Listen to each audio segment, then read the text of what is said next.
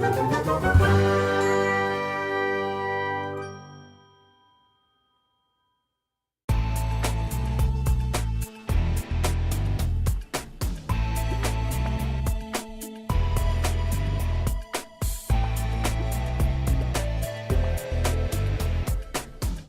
everyone, today for our guest of the week, our interview, we have someone who is also involved in Mass Effect Andromeda. That's been a kind of a theme of the past couple of months because I spent a lot of time on that game and you all should be playing it. Today we have Cari Scholtens, who, if you remember, I think about a year ago, there was a contest called Calling All Explorers, which BioWare did to offer 2 roles to fans to have a small voiceover role in Mass Effect Andromeda. And lots and lots of people tried out. I know some of you auditioned. In fact, I know people associated with the show. There's probably at least 4 of you did. That's directly associated, I know personally. And 2 winners happened, and Cari Scholtens is one of those explorers who won that contest. Welcome to the show, and hope you're ready to talk some Mass Effect and make everyone jealous. Hey, oh yeah, I'm totally ready. Thanks for having me on. So, just to start out, that contest, it's kind of unprecedented. I think I've only ever seen one other thing sort of like it in my news, and that was when it was like the Dark Knight Rises. They had Hans Zimmer asked people to chant that pasta fishy stuff, and inserted everyone's voice into it, which is kind of cool. But that wasn't a contest. That was just send your voice and then we'll make a giant crowd. But this one was kind of unprecedented. BioWare let people try out, and I know lots of people just did on a whim just to see what would happen. So why don't you tell me about the experience you had when you first A, found out about the contest, and B, sent in your audition. What did you think when you auditioned? My God, well, like it was such a weird timing because I had never played the Mass Effect games at the time. Obviously, there was only now. Hold on, bear with me here. I don't want... Okay, for those of you ready to comment, oh, fake girl gamer, just wait a second. I got my start on Knights of the Old Republic, right? On the original Black Xbox, like, that was my start. Like, I love BioWare games. I had played at that time all the Dragon Age games, but I just never got around to Mass Effect, because, I'm a grown-up and I adult. So a buddy of mine had said, well, you must. And he let me borrow the whole trilogy. And so I had just played through all of it, just kind of on a binge. And almost like the next day or couple of days, I saw that contest come up as I was just kind of mindlessly scrolling through either Facebook or Twitter. I don't remember. And I was like, oh, cool. What the heck? Like, I was working on my master's project at the time, which was a documentary I made. And I had a microphone sitting there. And this happened, and I'm like, oh, what a serendipity. And so I was just like, okay, sure. And I threw my name into the hat, and lo and behold, here we are. I thought it was I said at the very least, it was cool to get to see the scripts. Like I knew before a lot of my friends knew, even the Mass Effect crazy guy who let me borrow the games. I said I knew before he knew that the main character was named Ryder, and like, just kind of cool insider stuff like that. Like, oh, I'm on the inside track, But yeah, I threw my name into the hat, and I honestly like had forgotten about it. Like I just didn't think about it until I got an email on Thanksgiving morning, ironically enough, saying you are a potential winner. So I was like, oh my God. Like, what does potential mean? Like, what do we have here? So yeah, like a lot of paperwork and a lot of emailing back and forth later, and I was on my way to Los Angeles. So crazy stuff. And so they actually brought both of you in to record. I know there's a photo with you with both writers, but did they actually have you record with them present, or did they just have you come into the studio, one of the voiceover studios that they were recording at in LA? Oh yeah. They were both there all day. God bless them. I mean, I really don't think they had to be there all day, but they blocked off that part of their schedule and they made a day of it. Like they came in, we all came into the studio at about 9:30 that morning, and like all of a sudden at about 10, there's Tom Taylorson, and it was like, oh my God, he's right there. He's right there. Like it was. And Frida came in probably 15 minutes after that, and they stayed all day. Like they stayed for however long we were in there, between 6 and 8 hours. And it was just, I mean, they were so kind. Frida, for instance, it was my turn to go in. I had wanted to go first because I'm like, the longer I wait, the more nervous I'm going to be. So she's like, hey, do you want me to go in there with you just in case, like, you get, you have any questions or you know what? Hey, don't worry about it. I'm going to go in there with you. I'm going to go in there with you and we're just going to see what we can do. And don't worry about it. I'm just going to go in there and sit. And so, like, she was just so kind and right there if I needed her. And Tom was the same way. And just, he's originally from Chicago. So I'm from Michigan. So he and I got chatting about the Midwestern connection. And so yeah, I mean, they were both just so kind and so supportive and still have been. We've been in contact on Twitter ever since, and they're just such a great sounding board if I ever have questions about voice acting or, Tom in particular about audiobooks, as that's what I've been doing in the past couple of months. And Tom has done audiobooks and I knew that. So I can always bounce stuff off of him and he's been great. And Frida has too. They're great people. And that's one thing I've learned a lot about the voice acting community is, there's some professions where they get very protective of it and don't like new people coming and taking their stuff. But voice acting is like, there's lots of voices. We all need everyone. So come on in. And they let everyone in. And, and they're always willing to help, always giving advice to other people because they know it's the type of profession it is. It's the type of people that really work. And I really like that about the profession. Yeah, it's been really great. And it's just, I mean, what a crazy new adventure. I mean, when you said at the beginning about a year ago, it was less than a year ago. I remember, I would have been getting ready. I would have been auditioning in late August to early September. And I just think about, like, my God, all that's happened in a year. Like, I've done so many voice acting things since, obviously that was the hugest one, but like I've done audiobooks and like crazy stuff that I was not even on my radar a year ago. It's crazy when you make it that small of an amount of time. It sounds small, but a lot has happened. It's been cool. Yeah, you go from doing a voiceover for a documentary that you were making to you're in a AAA released game right. that gets lots of press. And right. One got me a master's, one got me, into Mass Effect. So how about that? So you said you played the games and you were playing them just before you did your audition. How surreal was it to step into that booth that said, people wearing Mass Effect shirts, you're recording for Mass Effect, knowing that you were entering that franchise, entering a BioWare game? How surreal was that in your mind? I mean, totally unreal. I mean, what we did most of that morning was sit and watch and listen Tom and Frida do lines that were actually going to be in the game.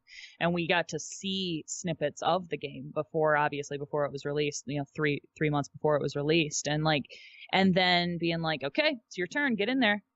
It was like, oh man, like I'm going to be in that. I'm going to be a part of that.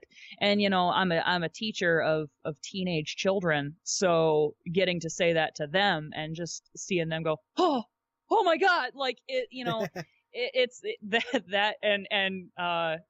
just getting to see that. Yeah, it's been beyond surreal. And then playing myself in the game has been, I mean, trippy beyond compare. Like there's really no way to describe it.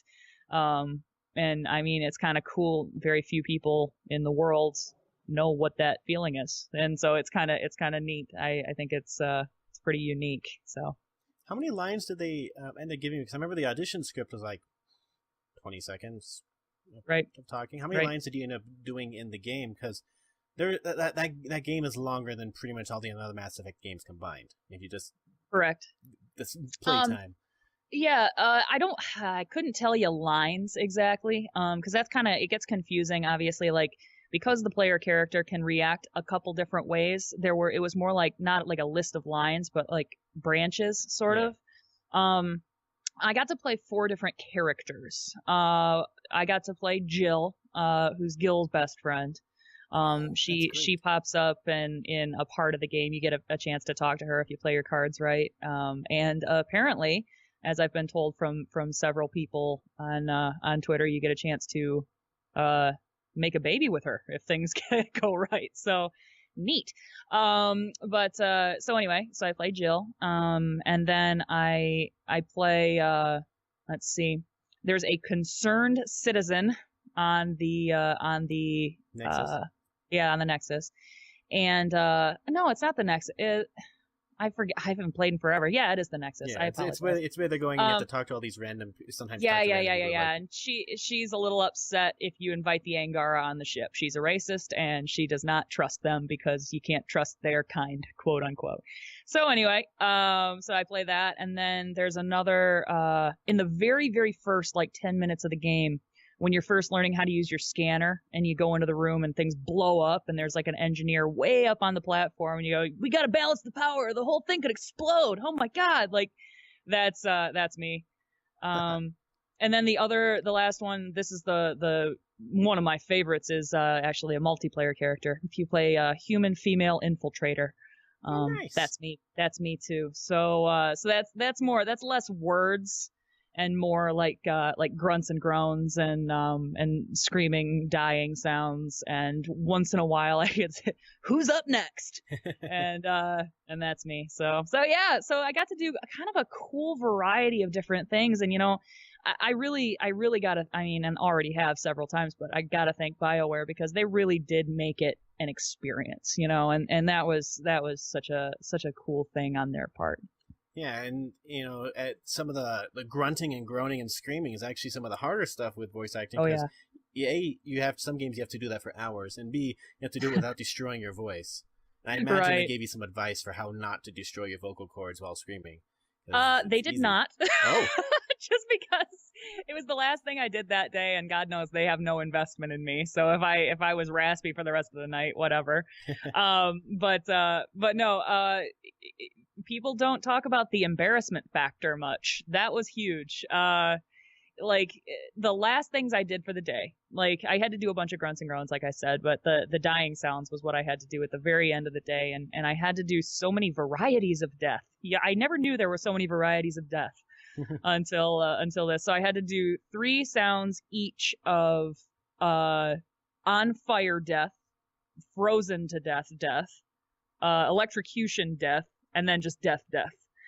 And, the last one I had to do was on fire, and the 3 different things were short, medium, and long.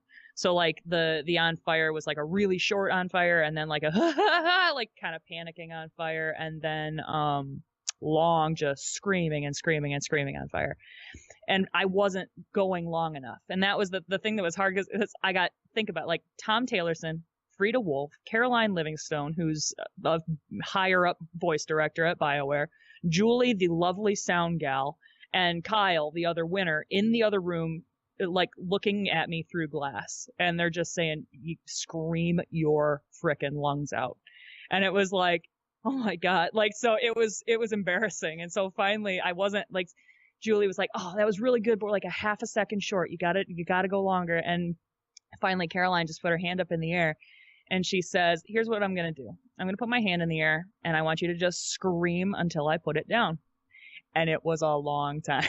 You got to kind of abandon dignity because it was, yeah, so that's that. But that was, that was one of the cool things I was really hoping I would get a chance to do, because as I was watching voice actors do their thing, in little documentaries and stuff, getting to watch them go, ooh, in the booth, I'm that's cool. I'm just I'm such a nerd. And so when they told me I would be doing that, I'm oh my God, that is so great. So I was really liking that, and it was just a cool, fun day. And I've talked to a lot of BioWare actors from the first series and this game, and one of the funniest things that's always stayed in my mind was from Belinda Cornish, who is Mark Meir, Male Shepherd's wife. She's in a lot of BioWare games. Oh, yeah. And she was just saying the hardest part about doing death noises and battle noises is how to make it not sound like porn. Because that's exactly it. Yes. Because she's not everyone is Jennifer Hale and is just amazing at it. Some people you just gotta because I don't know. Have you played the rebooted Tomb Raider games? No, but I've watched all the playthroughs and stuff, so I know. Yeah. When she dies, it's just oh, Oh goodness. Yeah. And you die a lot in that game, and it's a thing that's that Oh seems a my. lot more a female voice actor issue than a male one, Yeah. because Yeah. it's Yeah, weird, but it men seems like can a just be like, challenge. "Ah!" Yeah, like, but yeah, Men sound no, like constipated people pooping or something. pretty much. Yeah, it could be, the beaches of Normandy or pooping. You don't know. But yeah, for women, and Kyle had to do the same thing, and it was there was a difference. Like for women, you have to kind of like, yeah, you start off beaches of Normandy, and then you kind of have to like fade out. And they said something like a death rattle. I'm like, I don't know what a freaking death rattle sounds like, and so they were like, yeah, you just got to kind of like fade away, like you're losing, yeah. And I was just like, oh, okay. And that did sound, yeah, rather pornographic at times. So it is. Go play multiplayer, folks. Enjoy. And then after recording, you have to, they have a very strict NDA, and you're going to not be able to talk about anything for so long. How hard was it? With you only had like 3 months or whatever to hold it. Well, I know Frida and the rest of them had like, some of those people had a year plus, or the writers had years. Yes. How hard was it for you to not talk? I got to give it up for the writers and Tom and Frida and all the higher ups, obviously, because it was hard. And especially like in my setting, like I had told all my kids, so there's 150 kids at least in Greenville, Michigan, waiting on bated breath to know everything. And I came back and I was like, so, yep, I was in Los Angeles and I worked on the game. Talk to me again in March. Like that was pretty much it. And it was tough. Like I couldn't, it wasn't that bad, I guess. Like I could tell like that I was in Mass Effect, and I could tell that I met Tom and Frida, and I met Caroline, and I met Danielle Rain actually that day as well. And she was so cool, but like I couldn't talk about her for the longest time. That was the biggest thing I had to keep secret, because they had not announced that she was playing Vetra yet. So like I couldn't mention ever meeting her or seeing her or anything like that. And so that was weird. Like I could mention meeting Tom and Frida. But it was it was just really, really tough for the not get to tell the kids, and like, yeah, not get to tell my family. And so, but I got to tell them a couple little things, and so that wasn't too bad. But yeah, it was. I hated the NDA. It made me sad. I was emailing my Connect at BioWare, Sean Trainer, like every other day after the game came out. I'm like, so do we know anything? Can I say stuff? Can I do stuff? Can I start posting pictures? What's happening? And so finally he goes, yep, you're free. And I was like, sweet. Freedom. Yeah, exactly. So it was, yeah, that was a speed bump in the adventure. So how long did it take the kids in your classes to find your voice in the game after it came out? It wasn't long. Obviously, like I said, one of the characters I play is in the first couple of minutes of the game. And I won't say I yell at my kids. I once in a while raise my voice to a fairly strained volume. And the first time you hear me in the game is freaking out that the whole art could explode. So they were able to find me fairly quickly. And then after that, I just, once they started to find me, I was pretty much able to tell them who I was and show them clips on the internet and all that stuff. And they were geeked. So that was kind of a neat thing to get to share with them. That's good. And then, and I a lot of people's reactions to you in the game would be more, oh, cool that you're in this game, versus some of the people's reactions when Andromeda came out were just ridiculous. Utterly ridiculous. For a game I love and adored, I don't. Yeah. Some people overreact, or they take their games too seriously. But that's my opinion on that. Well, and I mean, I think that can be a double-edged sword too. I mean, Mass Effect has a very committed and loyal fan base, and so I mean, where that can just reap wonderful benefits for you, you've also got to deal with the shark's teeth, and I think that if this thing wasn't a perfect creation of Jesus, like it was gonna get shellacked, and I think that unfortunately they were victims of being forced to release too early, And I mean, even so, they patched everything that was wrong, in my opinion, with it. They did a good job of patching.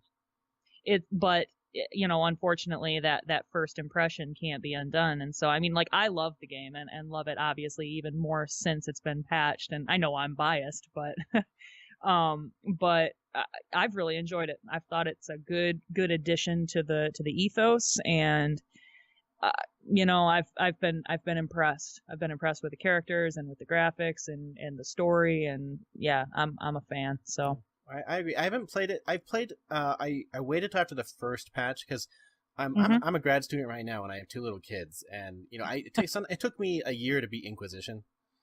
Oh wow, I beat yeah. Andromeda in 2 weeks, and so I was like, oh, I don't know how this happened, but I did. Right.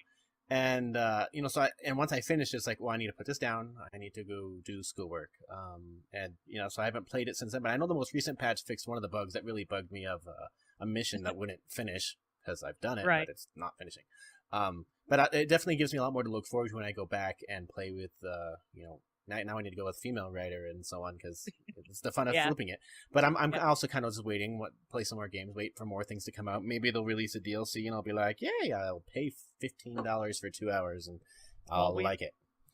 But I imagine being a Dragon Quest fan, though, you probably liked the way Andromeda played a lot because it is like Inquisition or Star Wars: The Old Republic. It's a lot more like that than it is, say, Mass Effect 3 or the rest of the series. And the buddy who I talk about in that let me borrow the games, we talked about how that is a natural progression for the original trilogy. Like, in the first one, you're just kind of feeling out the universe. Like, there's not a huge threat. Like, Saren's there, whatever, blah blah blah. Deal with him when you get a chance. But then, like, when the Reapers are coming, there's a little bit of a sense of urgency. And so as that trilogy progresses, it becomes more of a linear experience, and naturally so, because that's happening in the story.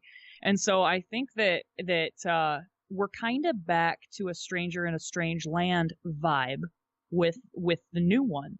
And as such, we're going back to the original feel of the original Mass Effect, which is more of an explorer base, like, you're finding paths, and that's I think that's the way they wanted it to feel. And I think that we never really realized that was happening with the trilogy because it happened so gradually. So to then go back to the beginning and try to kind of do that again, it has been a shift, a fairly sudden shift. And I think that's why people noticed it. And some people love that. Some people love the explore and just go wherever you want, do whatever you want to do, collect things, etc. Some people love that, and some people don't. And I think that, that's kind of where some of the hate is coming from. Well, I compare it to the original Mass Effect a lot. It's the original Mass Effect if they had the money and time and resources to make it as grand as they wanted. Because the original Mass Effect, they didn't know if it'd be a hit or not. Well, there were no expectations, exactly. Yeah. Like there had never been a game like that. So they were just they had free reign. And now you're trying to replicate something that so many people have already deemed as perfect. Because even Dragon Age, they thought they had Baldur's Gate to fall back on, saying we've done Baldur's Gate, we can do Dragon Age. Mass Effect, they had nothing. Yeah. Yeah, right, exactly.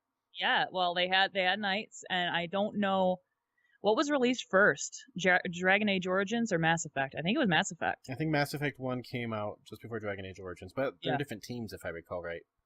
Yeah, that's correct. I just BioWare, the conglomerate mass. Yeah. But anyway, yeah, they they were kind of on a wing and a prayer, and that's something that obviously now they don't have to deal with, but now they have to deal with, the burden of their own success. So yeah. And then you've talked about how lots has changed in the last less than a year since you did this, and now you do books and so on.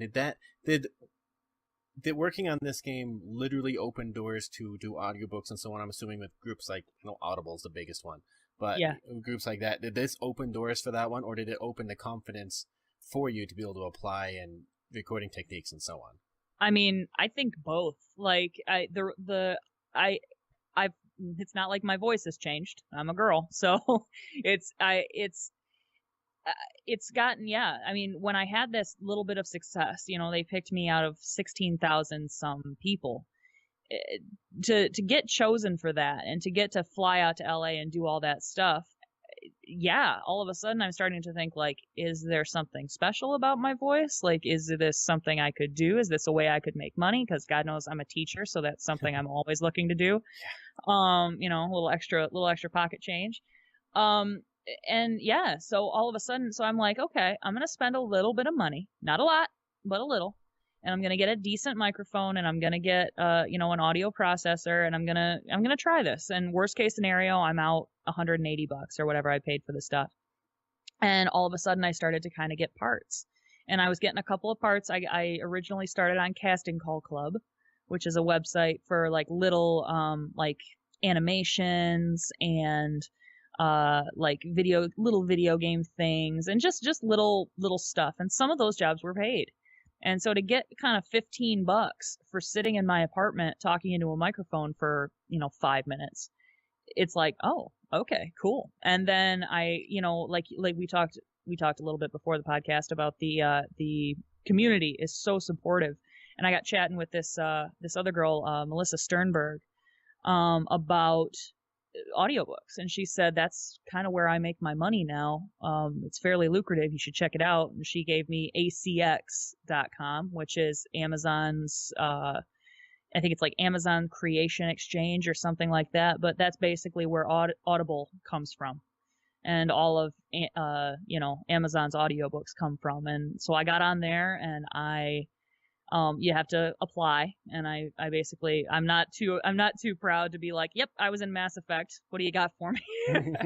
And so they accepted my audio clips and that, and now I'm allowed to audition for audiobooks, and I do, and I've gotten several, and I'm going to be working on those over the summer. And it's just, like I said, it's just been a wild ride. Again, one that was not even a blip a year ago. So just crazy stuff. So now that you've gotten your foot in the door, are you going to be looking out for auditions in video games or other things, or do you like the niche? Because some people who really like audiobooks and stick with audiobooks, some people really like anime and doing the dubbing. Do you like your audiobook niche, or are you going to try to get back in the door of maybe submitting some voices for video games or animations and so on, some of the bigger projects? Yeah. I mean, I'm obviously really, really, wanting to get back into video games, because that was just such a cool experience, and I wanna have that again. And hopefully a lot more of that. So the audiobooks, it's great, and I like that too. I think my problem is I like too many things. I love working on the audiobooks. And it's been, like I said, such a cool ride, and it's been a great way to get my foot in the door and get people to hear me. I've been in contact with an agency, out of, I think it might be LA. That have won like 5 Emmys or Grammys for the spoken word category, and they want to put me on their roster, thank God. And Nice. so you never know what that'll open. Like, just things happen. And I feel like in this business, I don't know anything, so I could be wrong, but I feel like in this business, it's, you know, someone knows someone, and, oh, I worked with this girl, you might want to give her a try, blah, blah, blah, here's her email. That kind of stuff happens. And I feel like the more people I know, the more projects I do, the more connections I make, the more likelihood of me getting back into the video game scene will be. And I really hope that's true. I don't know. That's what I'm putting all my chips on right now. So I guess we'll see. But yeah. And now this Midwest school teacher gets to talk to fans of video games from all around the world on Twitter. And it must be quite the experience. Must be... I'm quite sure you've learned a lot from dealing with fans and then, you know, stepping out of your comfort zone. Because I'm a school counselor, and so I know what working with schools, schools is like. You know, lots of stress, no money, and you know, it's an ever shifting environment. But you know, stepping into a world where video game fans are from all over the world, you know, they're appreciative for different sides of you. It must be quite the adventure for you, and you know, learning experience from just that. Oh yeah, definitely. And I mean. And back to me liking too many things. I love teaching, and that's been such a cool way to connect with the kids is getting to tell them about this experience and this story. And they still some like trickle in. They're like, I just got Andromeda.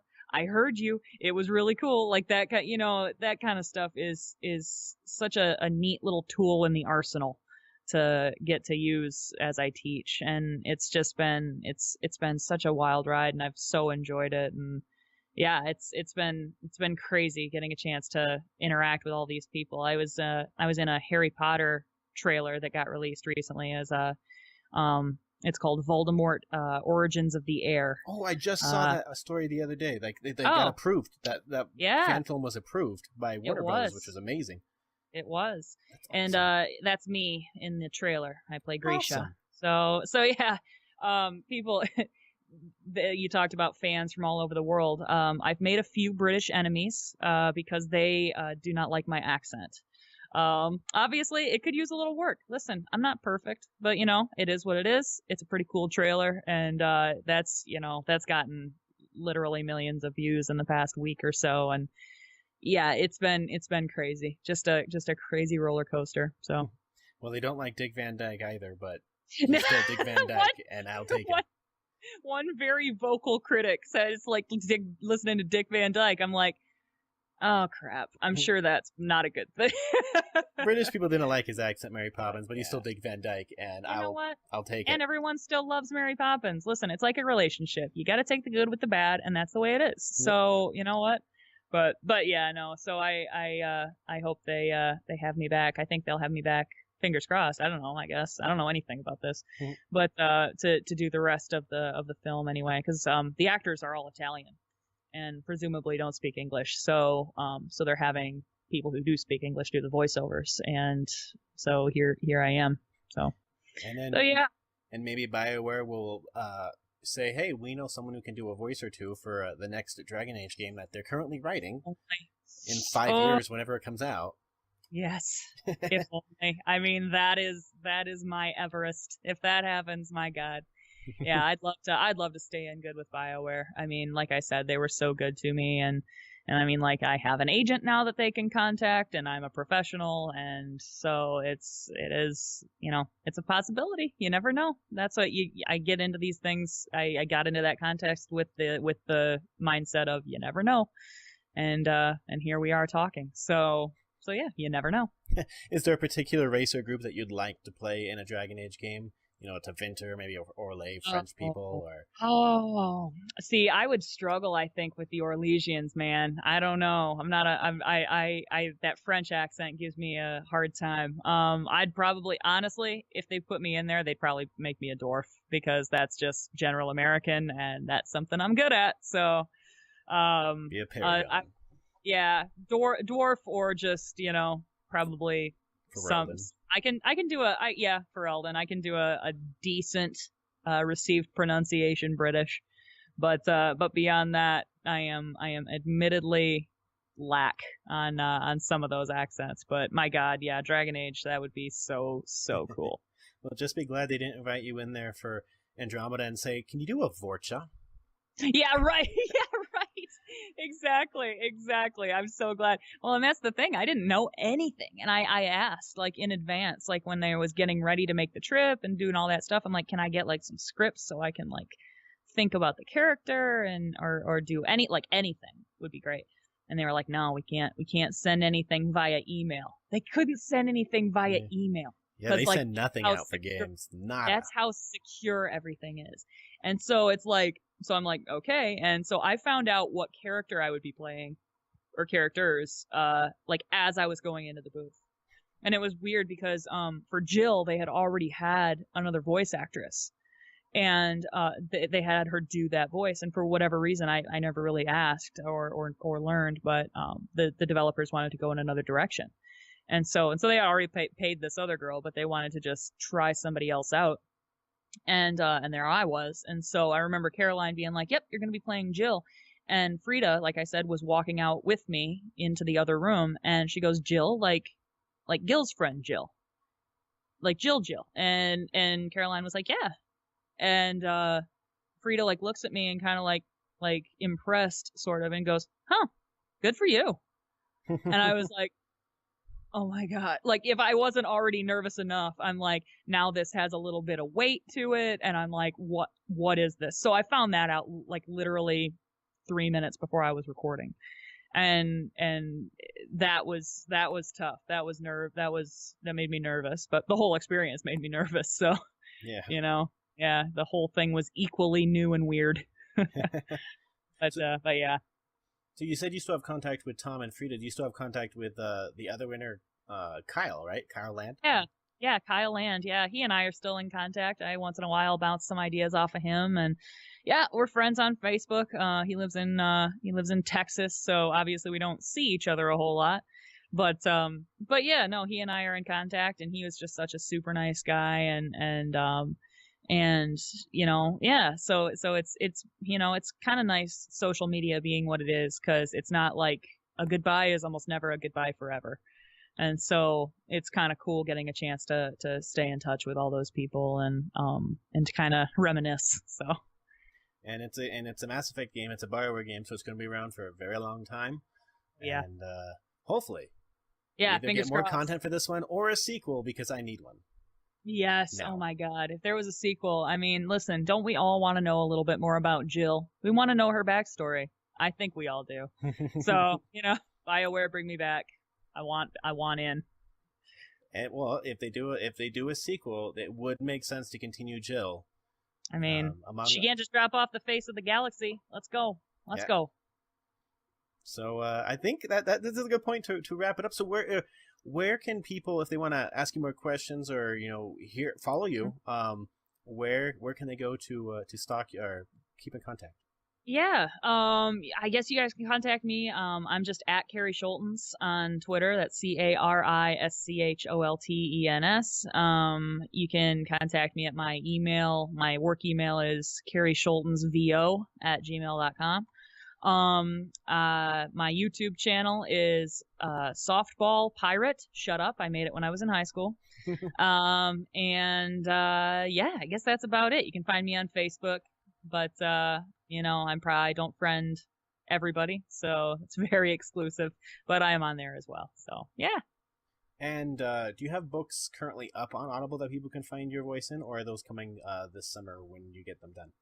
Those are going to be coming later this summer. I have gotten those gigs in the past month, and I won't be finishing them until midsummer. So start looking for me in August. I'm working on 4 different books right now. I'm working on a book called Lesser Evil, or A Lesser Evil by Daniel Satani. I'm working on a book called Echoes of a Storm by Alan Scott. I'm working on a book called An Airship Named Desire. I like that one. That's a steampunk adventure by Catherine McIntyre. And let's see, there's one more. I know War Drums of the Kendora by J.D. Waltz. So those are going to be coming later this summer. And so if you just can't get enough of me, there you go.